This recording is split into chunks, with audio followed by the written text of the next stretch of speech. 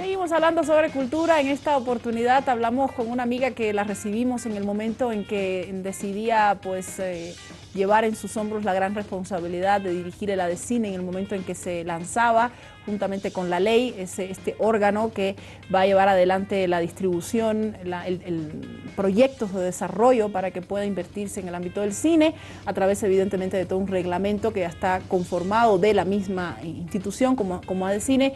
Y en este caso pues hablamos no solo de la noticia coyuntural, del hecho de que no se ha podido dar todavía a conocer los ganadores de este fondo, sino de cómo se estructura como en políticas culturales un trabajo como este. Roxanita se encuentra junto a nosotros, bienvenida, gracias por estar acá. Muchas gracias. Te agradezco. Con look nuevo, hace años que no nos veíamos, nos escribimos y no nos vemos las caras, así no va a ser las redes. Un año, ¿no? Engañosas. Que empezamos, esta fue sí. Creo mi primera entrevista. Cuando éramos felices.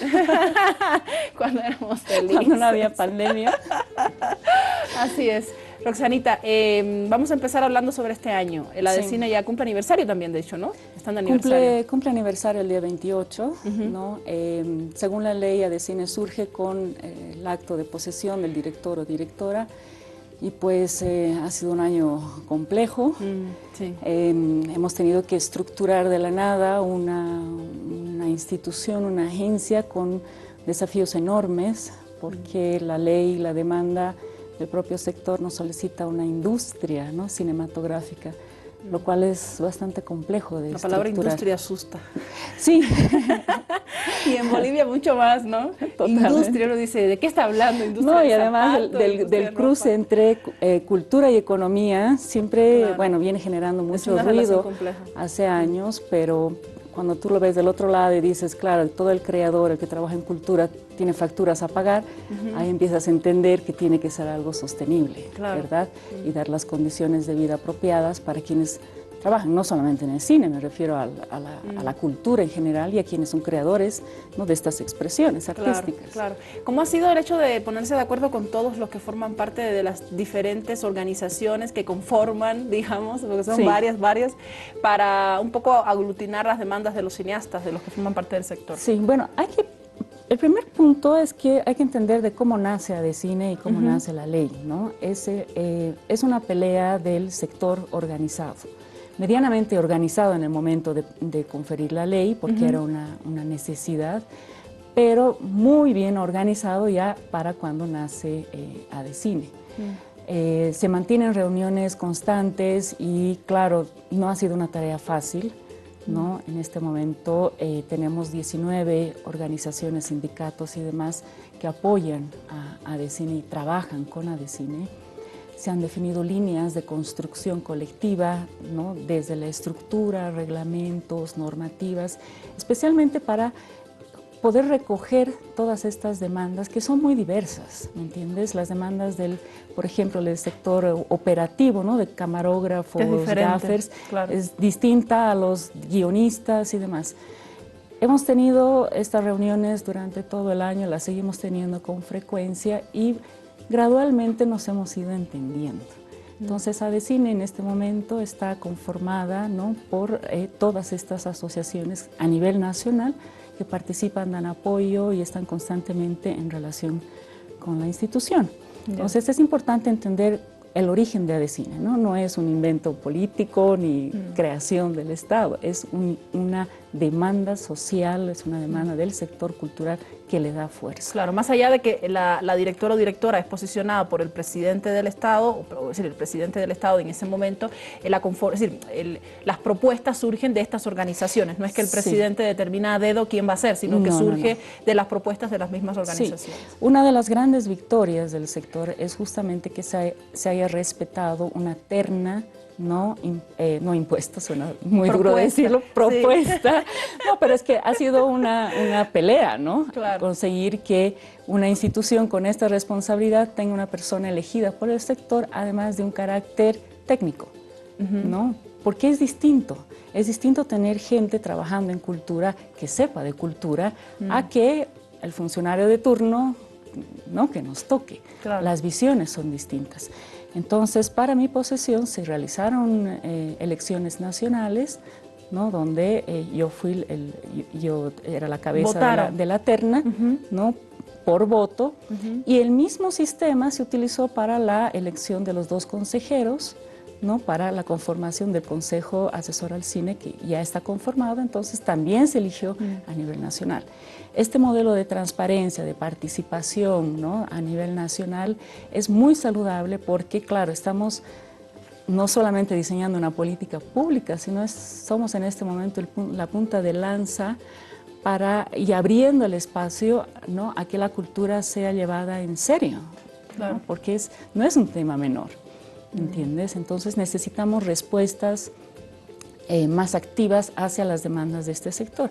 Y en particular el cine, estamos hablando, sí, de una industria, ¿no? Es decir, si bien hay artes que son más de conformación y reflexión y construcción de una identidad, hay otras que hacen parte ya de una visión más cultural, como la propia UNESCO la ha definido. Claro. Estamos hablando de la industria editorial, de la cinematográfica, ¿no? Y de la música, ¿no? Está conformado así. ¿Por qué? Porque se genera empleo, porque se genera trabajo en distintas áreas, o sea, tenemos empleo directo e empleo indirecto que generan estas actividades. Claro. Entonces la visión es distinta.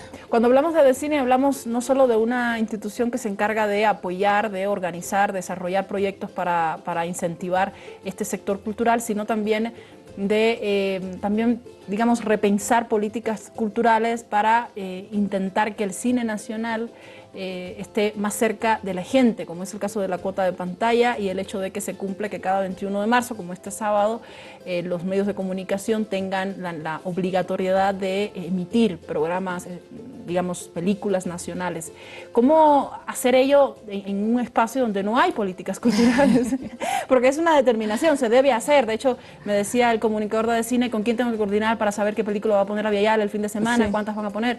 Ya, es poner un día, sí, cumplimos la ley, ok, pero chao, los 365 días del año, 64, claro. Chao, digamos. Sí. ¿Cómo hacerlo? A ver, son 2 áreas en las que trabaja ADECINE. Y yo lo pongo como si fuesen dos círculos, 2 engranajes, ¿me entiendes? Por un lado está el apoyo a la producción. ¿A través de qué? De un fondo concursable, que es el fondo de fomento, que surge de convenios o de fondos recaudados a través de la tasa administrativa, ¿cierto? Por películas extranjeras, que a la vez nos generan los espacios dentro de este circuito para la proyección del cine nacional. ¿Entiendes? Que es la cuota de pantalla. Ese es un circuito que funciona así. Yo promuevo la producción de películas, ¿no? A través de estos fondos y al mismo tiempo genero los espacios para ser difundidos, ¿no? Yeah. Esa es una lógica.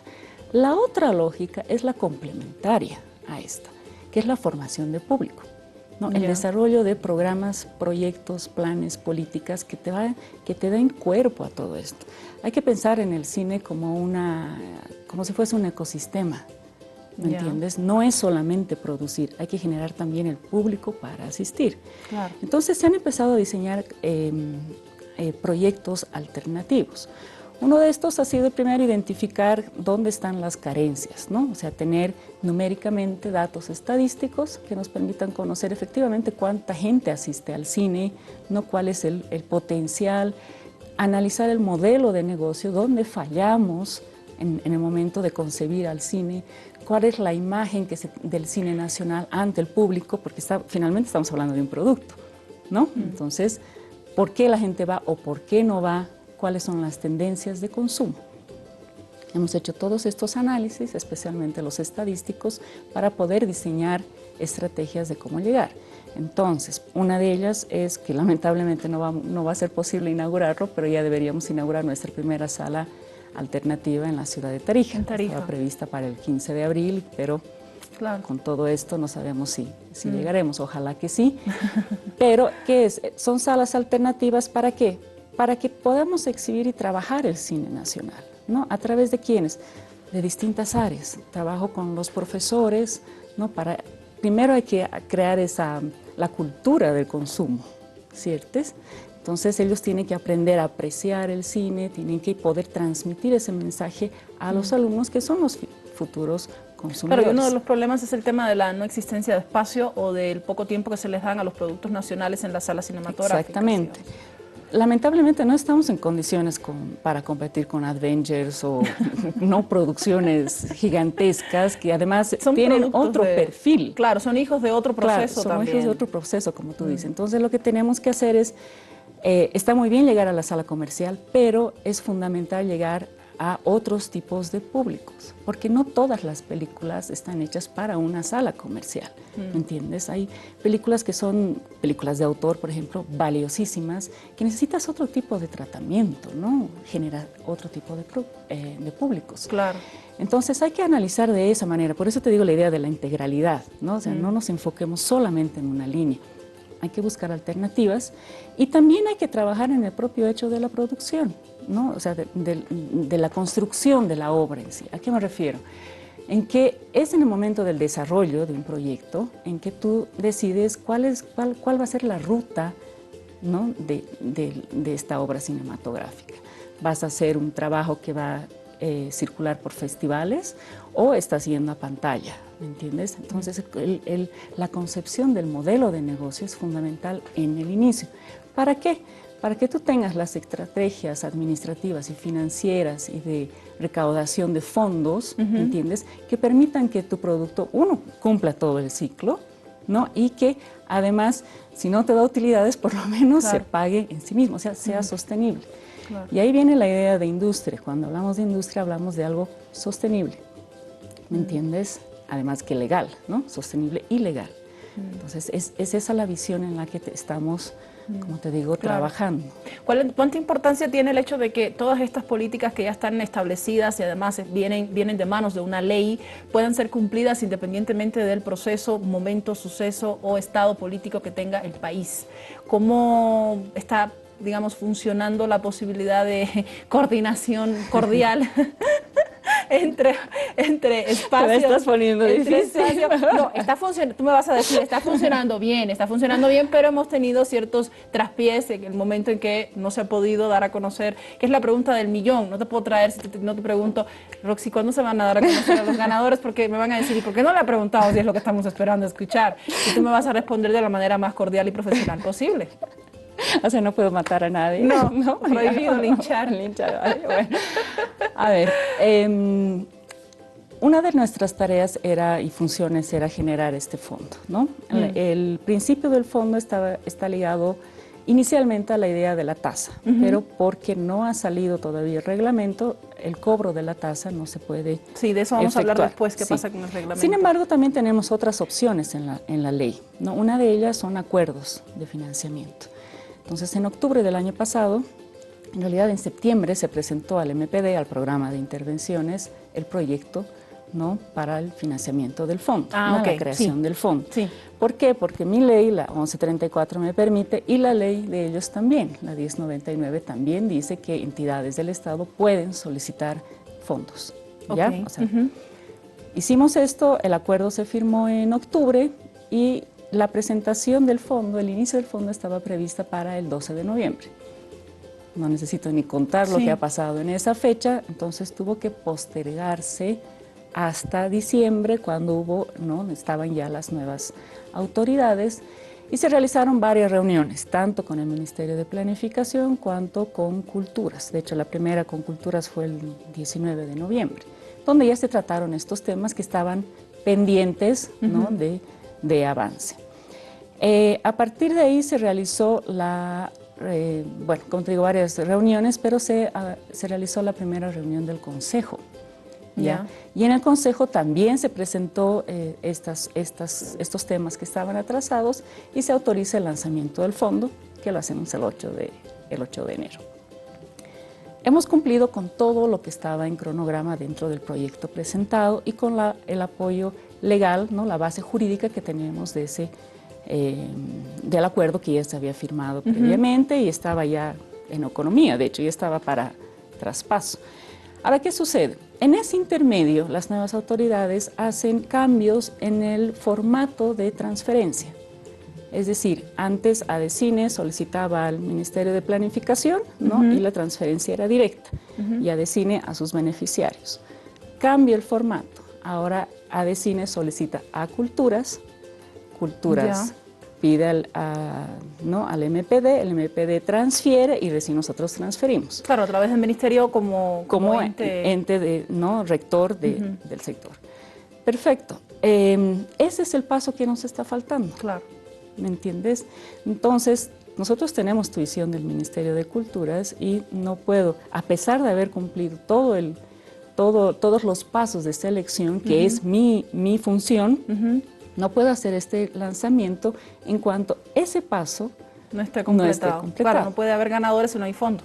No, fondo hay, pero no está completado el circuito. Claro. ¿Me entiendes? Pero, ¿por qué? Porque si no hay materialmente, no ha llegado todavía la representación de ese fondo, digamos, está en otro lugar, que es un poco lo que pasa con intervenciones urbanas, con los 200 proyectos que aún faltan todavía por pagar, que no se ha hecho, que falta, que, en fin, es muy complicado porque justamente era lo que me decías al principio, cómo es posible que políticas culturales que son estrictamente necesarias para el desarrollo del sector tengan que depender del funcionario que está, tengan que depender de que el funcionario que llegue tiene que leerse todos los documentos que hay porque no sabe qué pasó antes, porque no tiene idea de cómo funciona el proyecto. No, y que sea libre interpretación, ¿no? Y que sea libre interpretación, ¿no? Que cada uno defina cómo hacer. Bueno, Roxy, para buenas noticias, porque estamos también hablando de este 21 de marzo, el reglamento está también en proceso de verificación, de análisis para la ley. Sí, exactamente. Está en la UDAPE, ¿no? Y se ha avanzado bastante.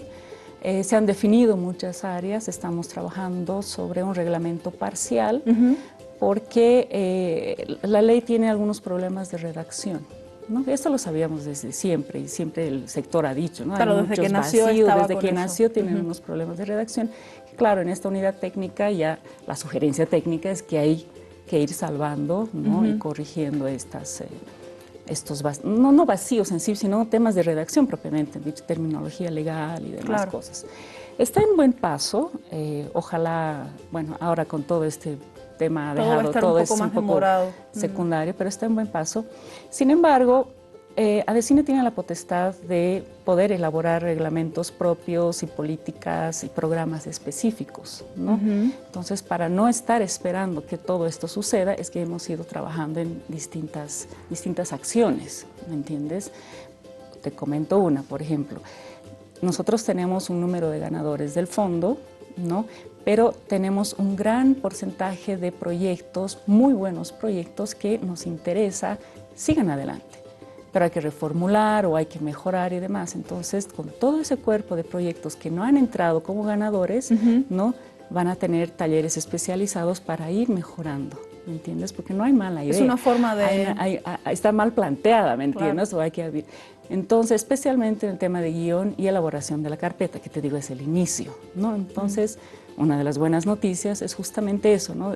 Que todos estos proyectos van a participar de estas clínicas, ¿no? Especializadas con gente del exterior para que puedan ir mejorando, ¿no? Y puedan presentarse a la siguiente convocatoria. Pero eso van a tener ventajas en relación con los que se van a presentar que no han pasado por la clínica. Pero el punto es que, ¿cuál es el fin? ¿Cuál es el fin? Es de que todos estos proyectos lleguen a concluir en una obra en pantalla. Se concreten, ¿no? Y necesitamos que sean cada vez productos mejores. ¿Para qué? Justamente para un público boliviano que está cada vez más exigente, ¿cierto? Entonces, la idea es que consigamos acompañar todos estos proyectos desde su inicio para que podamos potenciar al sector. Y de manera paralela también podamos trabajar sobre la capacidad humana instalada. Creo que habíamos comentado, pues no habíamos comentado si era la primera entrevista, ¿no? Pero hemos charlado, sí. Pero en Tarija el año pasado se hicieron 6 películas. Sí. Entonces, potencialmente Tarija, que es un espacio de locación. Sin embargo, me llama la atención que la mayor cantidad de proyectos ganadores pertenecen a la ciudad de Cochabamba. No la mayor cantidad. Cochabamba está en segundo lugar. En segundo lugar. El primero sigue siendo La Paz. Sigue siendo La Paz. Sin embargo, el mayor en cuanto a cantidad, presentaciones de proyectos. En cuanto a fondos, no es Santa Cruz. Ah, ok. No, es que esos datos dicen mucho de cómo se está moviendo el sector. No, esos datos dicen mucho porque nos sirven de línea de base para empezar, ¿no? Nosotros hemos lanzado este fondo en conocimientos generales, pero no específicos. Okay. ¿Me entiendes? Porque no teníamos con qué comparar para empezar. ¿no? Entonces, una de las tareas ahora es determinar la línea base. ¿Cómo hacemos esto? Analizando los, ¿no? los números. Entonces, por ejemplo, participación femenina, 30% mujeres ¿no? de participación, 70% de hombres. Okay. Es un número alarmante, ¿verdad? Pero si tú ves quiénes son las que tienen el mando en esa relación, ¿entiendes? Quienes controlan los proyectos son las mujeres, a pesar de ser el número menor de participantes. Okay. ¿Entiendes? ¿Qué producción? ¿No? Entonces, son números que hay que saber analizar. Claro, darles, ¿no? Una lectura consecuente también claro, para saber entonces dónde tengo que apoyar, ¿no? Si yo tengo potencialmente a mujeres productoras, pues es ahí donde tengo que, ¿no? apoyar, tengo que formar mujeres productoras, porque ya están en ese rol, necesito especializarlas. Claro. ¿Verdad? Lamentablemente la idea del cine ha sido así, no todos quieren ser directores. De hecho, ¿me entiendes? De hecho, de lo que más se habla es del director. Casi nunca se menciona. Sin embargo, hay un mundo atrás, claro. ¿me entiendes? Sumamente interesante que hay que empezar a especializar. Por eso te digo que por ejemplo, el caso de Tarija es interesante, porque si tienes producciones que están llegando, significa que necesitas cuerpo para eso. No necesitas personal técnico, necesitas maquilladores, vestuaristas. Claro, para acompañar también para acompañar proceso. todo eso. Entonces es una oferta laboral en que hay que ir formando y trabajando. Es genial. Bueno, de hecho, la directora de cine es mujer, entonces ahí también tenemos a una mujer por el mando. Gracias, Roxy, te agradezco mucho el haber venido. Este 21 de marzo, otro día más del Día del Cine. Todo está pasando muy triste, yo creo, muy lento, porque tenemos ahora la atención en otros espacios, en otra situación. Sin embargo, esperemos que prontamente pueda solucionarse esta partecita que falta del enlace de la cadena y que podamos conocer pues a los ganadores y que puedan verse beneficiados con el fondo. Sí, todo el proceso ha sido muy transparente. Vamos a dar a conocer también los jurados internacionales, que les va a encantar, porque es gente de primera línea. Claro, estamos esperando que esto se solucione, pero para el Día del Cine, ya que hemos tenido que suspender todas nuestras actividades, los cineastas han tenido un comportamiento muy, una empatía general con la situación, solidarios, y han abierto sus contenidos. Entonces, a partir de mañana, ustedes ya podrán encontrar en la página web de ADCine y también en los medios, ya son más de 20 películas con contenido abierto, ¿no? Que ustedes van a poder asistir mediante internet. Entonces, es también una forma de posicionar el cine nacional, con todos en la casa, pero lo posicionamos. Con el hashtag Quédate en casa. Qué bien, buena noticia. Gracias, Roxy, te agradezco mucho. Gracias a ti. Genial. Hablando sobre esta propuesta que dice Roxana, Mauricio Obando ya lanzó algo que llama en Vimeo, ya pueden verlo, lo hemos compartido en la página de Facebook desde casa. Fíjense qué importancia ha obtenido la cultura en estos días, en estos tiempos de cuarentena, qué papel ha jugado la cultura, los artistas, el arte en general, desde los balcones de lo que sucede en las calles de Madrid, en España, cada día que sale un músico a tocar para los médicos, hasta aquellos que deciden dar conciertos a través de sus páginas de Instagram, y el primer festival, digamos, de arte que se va a desarrollar durante este fin de semana, aquí también en Bolivia, a través de una propuesta del Peters, y que busca también posibilitar que los artistas pues puedan acompañar este proceso desde casa. Seguimos conversando sobre cultura luego de la pausa, no se nos vaya.